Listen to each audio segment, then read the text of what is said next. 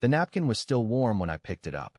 Someone had folded it twice and slid it under my glass like it was nothing, like it wasn't about to split my life in half. I didn't read it right away.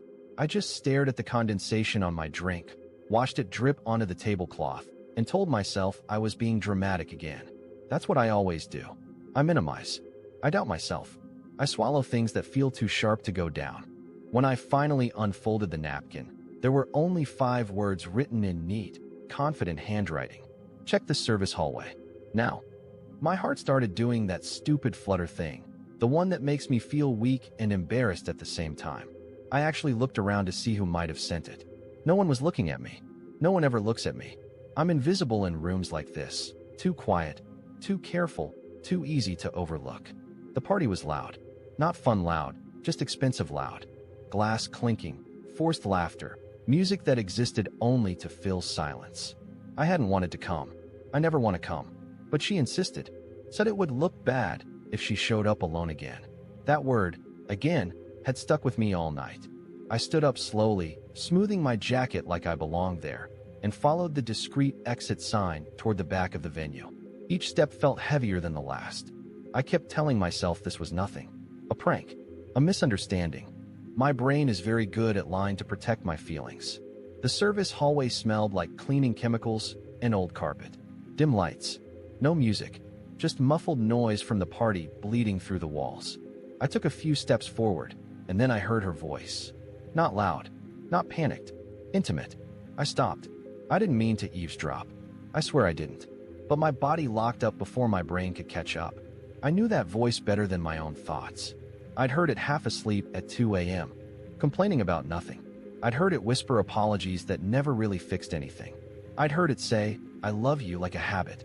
She was laughing now. Then a man's voice answered her. Low, amused, comfortable in a way that made my chest tighten. Too comfortable. I didn't see anything explicit. No touching. No kissing. Nothing that could be screenshot and explained in one sentence. Just closeness. Familiarity. The kind that doesn't belong to coworkers standing in a service hallway at a formal event. I leaned just enough to see them reflected in a metal catering cart. She was standing too close. Her body angled toward him, not away. One of her heels was off, dangling from her fingers like she'd been there a while. Like she wasn't worried about being missed. And then, this is the part that broke me. She glanced up. Her eyes met mine in the reflection. The laugh died instantly. Her face didn't show guilt first. It showed calculation. Like she was running through scenarios, trying to decide which version of me I was going to be tonight. The quiet one? The forgiving one? The one who looks down and lets it go? She didn't say my name. She didn't chase me. She didn't explain. She straightened up, slipped her heel back on, murmured something to him I couldn't hear, and walked past me without a word. She went straight out the side exit. I stood there alone in the hallway, my hands shaking, my throat burning, feeling small in a way I hadn't felt since I was a kid getting picked last. People say betrayal is loud. For me, it was silent, clinical, efficient. She thought leaving first meant control. She thought my silence was weakness. She thought wrong. And I stayed at that party long enough for the truth to start talking for me. I didn't follow her out of the building. I didn't storm after her, screaming or sobbing like some cliché husband caught in a movie scene. Instead, I turned around, went back into the party, and made my way to the bar like nothing had happened, except everything had. My chest felt like it was full of cement, but my hands were steady. That scared me more than anything, because when you've been broken enough times, you don't shatter anymore. You just go quiet. I ordered a club soda. No lime. No ice. Just something to hold so I didn't clench my fists and give myself away.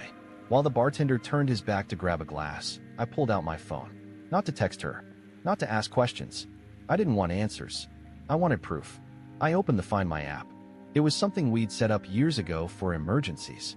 She used to joke about it, said it made us feel like one of those techie power couples. Lately, though, I noticed she kept toggling it off. Said it drained her battery. Said she forgot to reactivate it. Tonight, though, it was on. The little blue dust showed she was still close. Around the side of the venue. I zoomed in. Not in motion. Stationary. Which meant she hadn't left. Not really. Just retreated. Hiding. Probably composing her story. Maybe texting the guy. Maybe texting me something half-true. hoping to buy herself enough time to rewrite the rest. But she didn't know I wasn't waiting for an apology. She didn't know I was already planning my next move.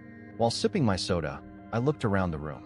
People were dancing now, looser than before. Suits unbuttoned, heels off. I recognized faces I barely cared about. Co-workers she mentioned only when gossip was involved. One of them, Angela, was leaning on the edge of the bar, tipsy and chatty, already deep into her third glass of something bright pink. I slid over beside her. "Hey, Angela," I said as casually as I could manage. "You know the guy Callista was talking to earlier? Silver tie, dark hair?" Angela turned to me and laughed. "Oh, that guy? Of course. Marcus. He's married. His wife's in Aruba this week." "Why?" "Married. Of course." I shrugged. They seemed pretty close. I was just wondering if they've worked together long. Angela gave me that look. The one people use when they know something but feel too polite to say it directly. Let's just say, office happy hours get blurry around him. But don't worry. Callista's a grown woman. She knows what she's doing. Yeah, she does. Too well. I smiled, nodded, and thanked her like that answer didn't make my stomach twist. Then I went to the coat check, handed over the stub she gave me earlier, and waited in silence. When they handed me her coat, something dropped from the inside pocket. Her phone charger and a receipt. From a restaurant. Not tonight's. Last week. Dinner for two. No alcohol. A shared dessert. One check. Signed with a heart. The restaurant? One we said we'd try together. She told me they didn't have vegetarian options. Lied through her teeth. She went without me. Not with friends. With him. And she used our joint credit card. That's when I felt it. Not heartbreak. Not even rage. Just clarity. I wasn't losing her. She'd been gone. I was just the last one to realize it. And tonight, she thought walking out of that hallway would be the end of it. But what she didn't know was that she had just handed me all the quiet ammunition I needed. I wasn't going to yell. I wasn't going to beg. I was going to expose everything. One step at a time. I didn't go home that night. I didn't text her, didn't ask where she went after she slipped out of the party like a guilty shadow. Instead, I took her coat, the receipt, and that weighted silence she left behind, and booked a cheap hotel room 15 minutes away. It wasn't much. The heater rattled like it was on life support, and the view was just the back of another building, but it was quiet. I needed quiet. I laid the receipt out on the desk and stared at it like it was a confession letter. Same date, she told me she was working late. Same restaurant we'd bookmarked months ago on her Pinterest board, back when she still included me in her future date ideas. I remember the post. It had candlelight and some soft piano music in the background. She said, "This is where I want to go when we finally get time." And then she went, with someone else. I sat there for a long time just reading the itemized list. 2 entrees, 1 dessert, still warm lies carved into paper. She didn't even try to hide it. And maybe that's what burned the most. The ease of it. This wasn't some heat-of-the-moment slip. This was coordinated, booked, paid for with our money. Eaten like guilt had no flavor. I opened my laptop and started digging. Social media, company newsletters, photos from events. I had never cared much for her office world. It always felt like a different planet, orbiting far from mine. But now I was an archaeologist digging through the ruins of my own life. And then I found it. A photo from a networking event 2 months back. Callista standing next to Marcus, the man from the hallway. Her arm around his waist. Not just casually placed, but intimately settled. Their bodies leaned inward, not like strangers, not like co-workers. Like people with shared secrets. People who had practiced this dance more than once. But what caught my eye wasn't the pose. It was her necklace. The same one she wore last night. The one I knew wasn't hers. The caption? Dynamic duo closing deals. Deals. Sure. At some point, I stopped feeling like a husband and more like a detective no one had asked for. But I couldn't stop, because every click gave me another puzzle piece I didn't know I was missing. I checked her email. We shared logins for emergencies. This felt like one. Nothing obvious in her inbox. But the trash folder? A goldmine. Deleted messages confirming dinner reservations. One from Marcus. Last night was perfect. You looked stunning in that red dress. Next week, your place? My hands were cold. My mouth dry. But still, nothing dramatic. I didn't scream or throw my laptop across the room. I just sat there. Quiet. Numb. She thought I'd never find out. Or maybe she thought I'd find out and just accept it. Like I always did. Like every time she rolled her eyes at my insecurity or brushed off my questions with a kiss that tasted like manipulation. But now I had everything I needed. I didn't want revenge, not the way movies paint it anyway. I wanted her to feel what I felt. Not through yelling, not through chaos, through consequence. So I started writing a letter. Not a dramatic, teary goodbye, a statement of facts. I listed the receipts, literal and emotional. I attached the photos. I printed Marcus's email, and I folded it all neatly into a plain envelope. She left me silence at that party. I was going to return it, but I'd make sure it echoed. I delivered the envelope myself. It was early Sunday morning when I drove back to our apartment. The city hadn't woken up yet. Streets were empty. The sky was still that bruised purple color, like it hadn't decided if it wanted to be night or day. It matched how I felt, suspended, not sure if I was still married or already something else entirely. I parked around the corner. Didn't want her to see my car and get any warning. I walked the block in silence, the envelope pressed flat inside my coat. It wasn't thick, just a few pages, but it felt heavier than anything I'd carried in years. When I reached our door, I didn't knock. I didn't hesitate. I slid the envelope through the mail slot and walked away without even glancing back. No note, no signature, just facts. A mirror. Let her sit in that silence and see what stared back. Then I did something I hadn't done in a long, long time. I turned my phone off. Completely. No notifications. No calls. No last-minute explanations. No fake apologies typed through crocodile tears. I needed space. Real space. Before the storm she'd created came chasing after me. Because it would. Callista didn't like silence. She hated not having control of the narrative. I checked into another hotel, one with a view this time. Something facing the water. I wasn't there to heal. I wasn't there to cry. I just needed time to think without her voice clouding everything. For the first time in our relationship, I had all the pieces, and she had no idea what version of me she was about to face. By mid-morning, the texts had probably already started. I wouldn't know. The calls, the voicemails. Maybe she cried. Maybe she cursed. Maybe she blamed Marcus. Maybe she blamed me. But I was unreachable now, and I could only imagine how much that infuriated her. I spent the afternoon watching the water move, letting my mind float with it. I thought about the little lies, the ones I ignored because I didn't want to look too deeply. The girls' nights that always ended with her makeup too perfect and her phone face down. The weekends she swore were for yoga retreats, but came home with no tan lines and a scent I didn't recognize. They say hindsight is 20/20. I think that's crap. Hindsight isn't clarity, it's shame wearing glasses. And I was drowning in it. By sunset, I turned the phone back on. 23 messages. 7 missed calls. 1 voicemail from an unknown number. I played it first. It was his voice. Marcus. Hey, Emery, I guess. I think you sent something to Callista, and listen, man, whatever's going on between you two, maybe we should talk. Things aren't exactly how they look. And I didn't know the full situation, okay? I didn't know she was still with you. I laughed, out loud, in the middle of that quiet hotel room. That sharp, bitter laugh that doesn't come from humor, but from being so far past furious you're already numb again. He didn't know? He didn't know? She wore our wedding ring to the restaurant. I saw it in the photo. She was never hiding me. She erased me.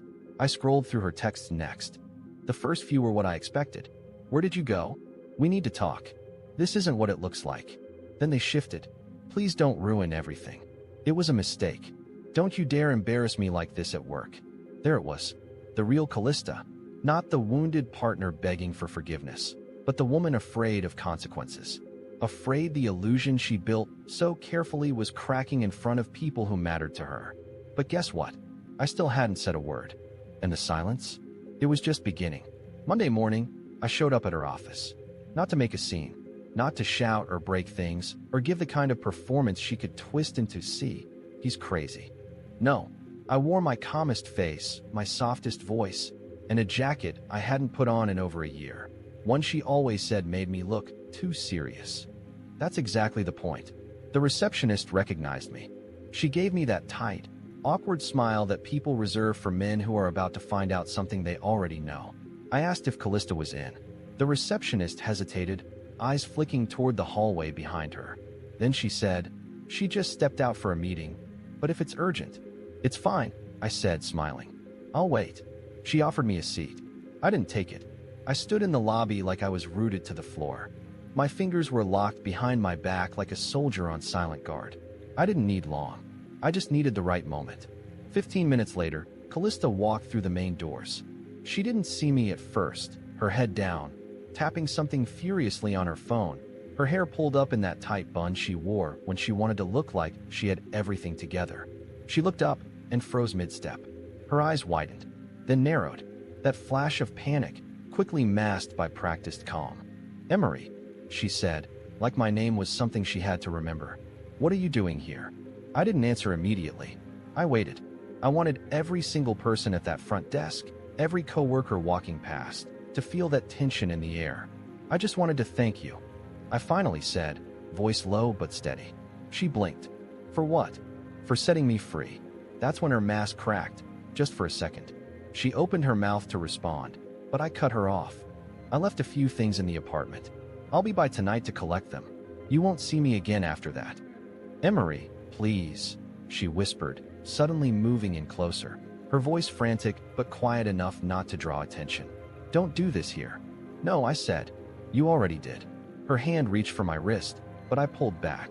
Then I leaned in slightly and whispered what I knew would gut her. "You might want to check your email. Your boss should have received my letter by now. With attachments." Her face went pale. Not flushed, not furious. Pale, like she'd been unplugged from the inside. That was the moment she realized this wasn't about saving us anymore. It was about saving herself. She stepped back like I'd just struck her. "Goodbye, Callista," I said, loud enough for the receptionist and 2 interns by the printer to hear. And I walked out. I didn't turn back. I didn't need to. Because this time, she was the one standing alone, clutching at silence she couldn't control. And for the first time in our entire relationship, I was the one who chose the last word. Or better yet, no words at all. I didn't go to the apartment that night. Not right away. I parked 3 blocks away, sat in the car with the engine off, and watched the windows from a distance. Our living room light was on, the one she always left dim to create a relaxing evening vibe. I used to find it comforting. Now it just looked staged, like she was trying to make the space feel warm in case I actually showed up. In case she could pivot the story back to "let's talk," or "you misunderstood." Like mood lighting could reverse betrayal. But I didn't come to talk. I came to collect my reality and leave hers behind. I waited another 20 minutes before getting out. I didn't rush. I took the elevator up in complete silence, keys already in hand. When I opened the door, the apartment smelled like lavender and panic. She'd clearly cleaned, surfaces wiped, candles lit, one of those indie jazz playlists she liked humming through the speakers like a soft lie. She appeared from the kitchen, barefoot and wearing my college hoodie, the one she always stole when she was cold. Her makeup was minimal, her eyes swollen, like she wanted to look wrecked but still salvageable. She didn't say anything at first, just stood there with that rehearsed expression, the one people wear when they've decided how you should feel. "I made tea," she said softly, like that meant anything now. I walked past her, straight to the bedroom, grabbed the suitcase I'd stashed years ago under the bed, back when I thought we might travel together more often. Funny, that suitcase saw more hope than our last 3 vacations combined. She followed me to the doorway. "Can we talk?" I didn't respond. "Please," she said, her voice cracking now. "Just 5 minutes. I'll tell you everything." "You already did," I said, tossing clothes into the bag without folding. "With your actions." She stepped closer. "It wasn't serious, Marcus, it was a mistake. A stupid, meaningless mistake." I stopped packing, turned to face her. "If it was meaningless," I asked, "why did it keep happening?" She froze. That's when I saw the truth in her face. Not the tears, not the shame, but the calculation. She had expected anger, or pleading. She didn't prepare for clarity, for calm, for a man who no longer needed her to admit it out loud. "I can't undo it," she whispered. "I don't want you to," I replied. "I want you to live with it." I zipped the suitcase, grabbed my documents from the desk drawer, then walked past her like she wasn't even there. At the door, I stopped, turned back one last time. "Oh, and Callista, the letter to your boss? That wasn't revenge. It was insurance. I'm not going to ruin your life. I'm just going to remove myself from it." Her lips trembled. She stepped toward me like she wanted to stop me with a word, but she had already used them all on someone else. I walked out, This time, I didn't flinch. This time, the silence was mine. I spent the first night back at my brother's place. He didn't ask questions, just handed me a spare key, pointed to the guest room, and left a pizza box on the counter like that was all the therapy I needed. And honestly, it helped more than I expected. No probing looks, no advice I didn't ask for, just silence and carbs. That night, I lay awake staring at the ceiling, not haunted by what I'd seen or heard, but by what I'd ignored. The nights she'd flinched when I asked about her phone. The way she'd stopped saying love you, unless I said it first. The way she used to talk about our future, then suddenly started saying I instead of we. I should have known. I did know. But knowing something quietly is different than being forced to face it in the harshest light possible. I checked my email in the morning, not expecting much. But it was there. A message from her boss. Short, professional, brutal. Emery, I appreciate your discretion in bringing this to my attention privately. I assure you the matter is being handled appropriately. You will receive no further correspondence on this topic. That was it. I read it 5 times just to make sure I hadn't imagined it. Her boss wasn't going to cover for her. Whatever she and Marcus had spun at work to keep things under the radar, it wasn't strong enough to survive daylight. Their dynamic duo had cracked. And from the wording, it was clear I wasn't the first to notice it, but I was the first to expose it with evidence. She texted me again a few hours later. The tone had shifted completely. Gone was the apologetic, heartbroken wife. Now she was angry, accusatory, like I had somehow betrayed her. You went too far. You didn't have to drag my work into this. Do you even care what this does to my reputation? I didn't respond. Instead, I finally did something I should have done months ago. I booked an appointment with a lawyer. Not because I wanted to sue her. Not because I was preparing for war. But because I needed out of the marriage legally, cleanly, and permanently. I didn't want her to twist this into some prolonged emotional hostage situation where she kept dangling the maybe we can fix it card in front of me. No, I was done. At the lawyer's office, I explained everything. The affair, the receipt, the email, the silence. He nodded like he'd heard it 1,000 times, which, I guess, he probably had. But when I told him I wanted to waive spousal support and keep the settlement clean and quiet, he looked up. You sure about that? He asked. You've got grounds for a lot more. I don't want more, I said. I want peace. He nodded, scribbled some notes, and gave me a folder full of forms. By the time I walked out of that office, the air felt lighter. The sun felt like it actually touched me again. For the first time in years, I was walking through life without someone else's lies dragging behind me. I didn't tell her about the lawyer. I didn't need to. She was going to find out the same way I found out about her betrayal. Without warning, without fanfare, just silence. And papers. The divorce papers were delivered on a Thursday afternoon. I didn't send them myself. I let the attorney handle it. No message, no dramatic cover letter, just a clean envelope with her name on it, and the truth folded neatly inside. She texted me 5 minutes after the delivery confirmation came through. Are you serious?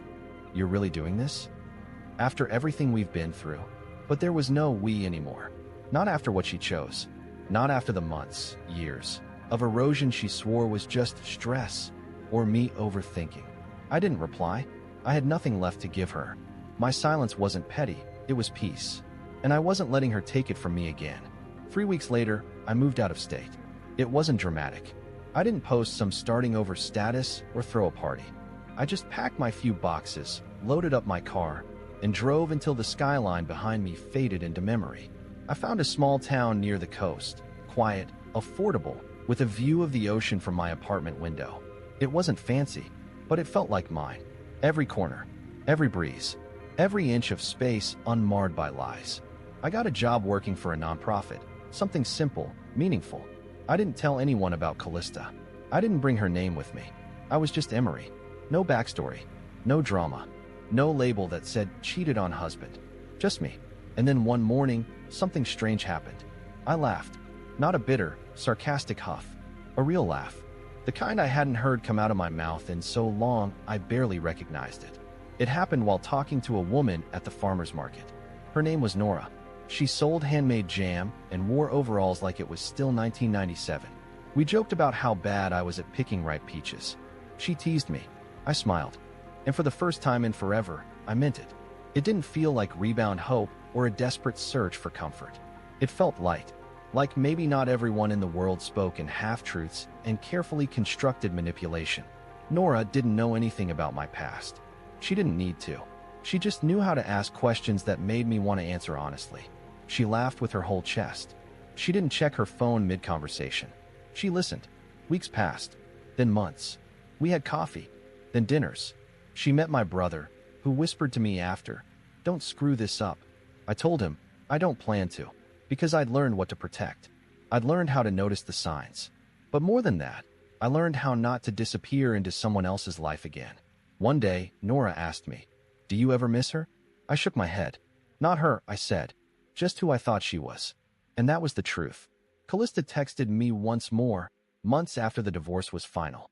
Just a simple line. "Do you ever wonder what we could have been if I hadn't messed up?"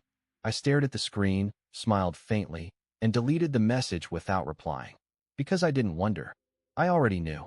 If she hadn't messed up, I never would have left. And if I never left, I never would have found this. My life began where she thought it ended. And that, to me, was the best ending of all.